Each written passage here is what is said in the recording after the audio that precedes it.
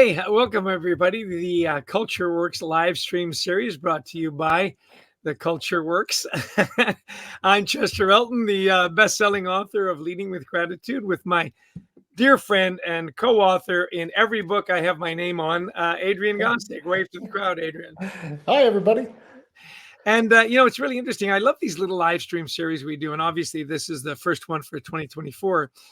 Adrian writes a wonderful column in Forbes magazine. So if you're not following him, you should put it on your list. Adrian, this last article you wrote, you talk about the 3 leadership trends for 2024.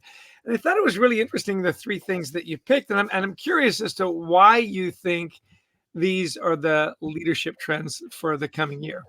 Well, yeah, first off, what is 2024? Here in the U.S., it's an election year. Around the world, actually, there's going to be elections. It's a year. We've got a couple of wars going on. There's oil prices are up and they're down.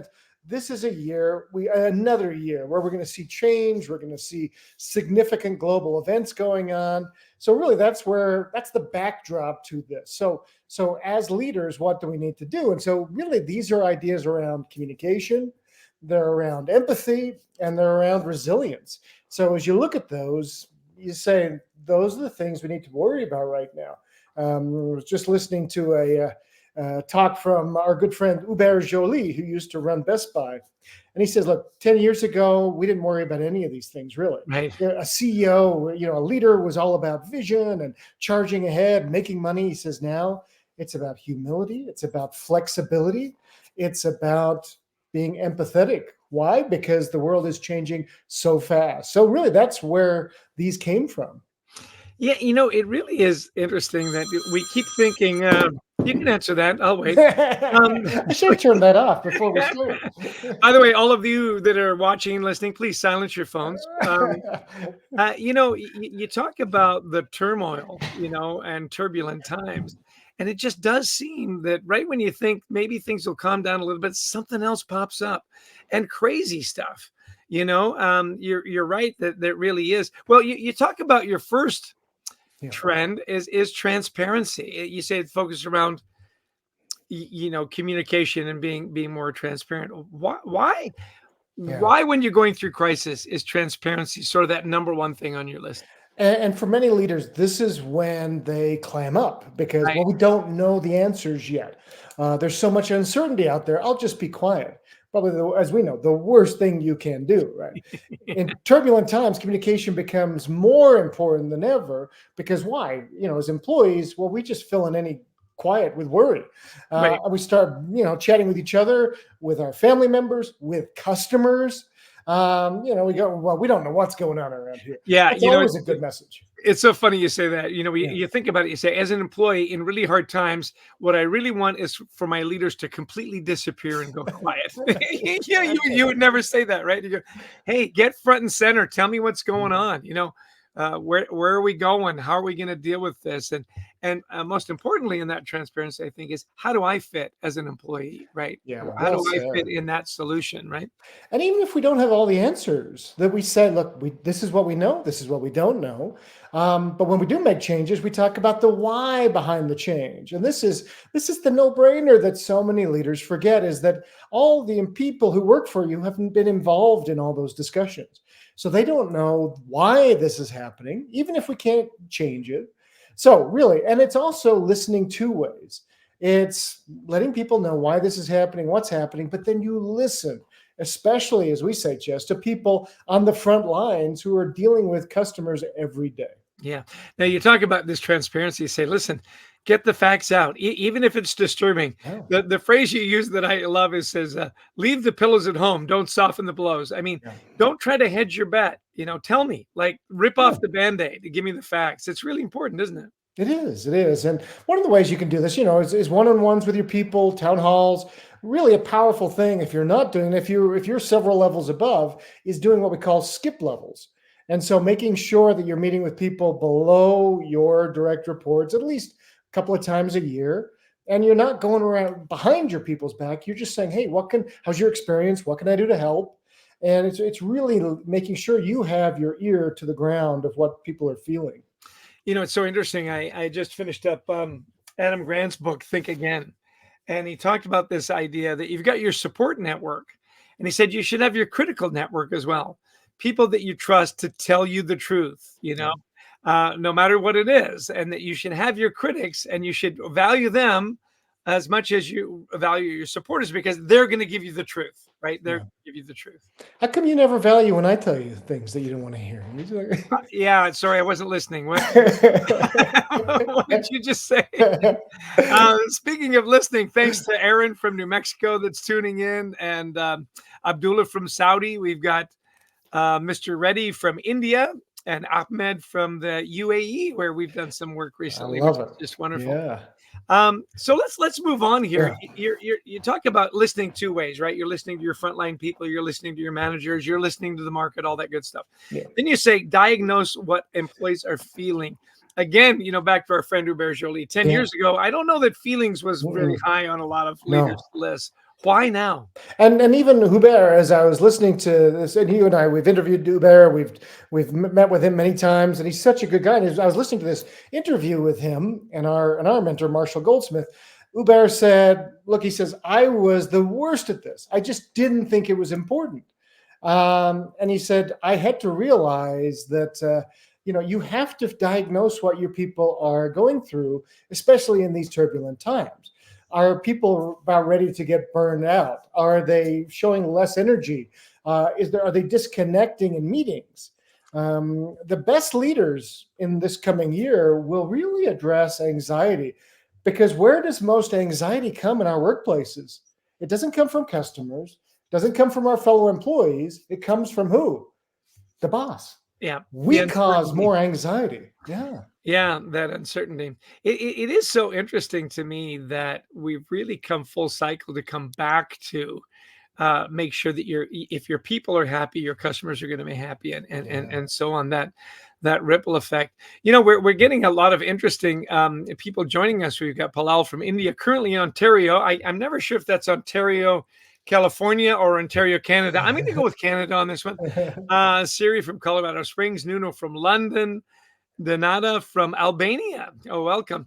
I'd love to, for those of you that are tuning in, and the Basses from Bangalore, put in the chat, what do you think are the biggest things that you're going to be dealing with this year? Is it that uncertainty? Is it the turbulent markets? Is it elections? I'd be really interested to hear what you think, because as Adrian and I have looked at this, ongoing development of what leadership looks like, it is really interesting that the focus has come back to, do you understand your people? Do you understand what motivates them? How do you engage them? How do you enable them? How do you energize them?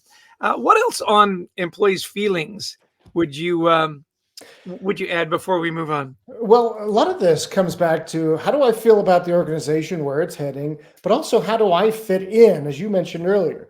And so this idea about, look, we can't control the big picture, economic, socioeconomic kind of changes, et cetera. But what I can, if you work for me, I can help you with your growth and your development. That's something this year we can actually work on. Look, we can't control all the big world out there, Chess, but what we can do is think about where you'd like to push yourself and grow. And I was listening to this 3 CEO panel. So the CEO of Kraft Heinz, the CEO of Amazon company, and Hubert, who was the CEO of Best Buy. And every one of them said, every person in my C-suite is working on at least 2 or 3 development things every year. They're working on becoming better communicators. They're working on becoming more transparent, whatever it is they need to work on. When you have that kind of humility at the top, and you trickle that down to your people, you're going to help them feel like they have some control over their, themselves in this turbulent time. It's so interesting you mentioned that. So Payal put in the comments, she said, getting a job matching my skill sets. Yeah. And yet Cynthia says turbulent markets and career security, exactly what you're talking about.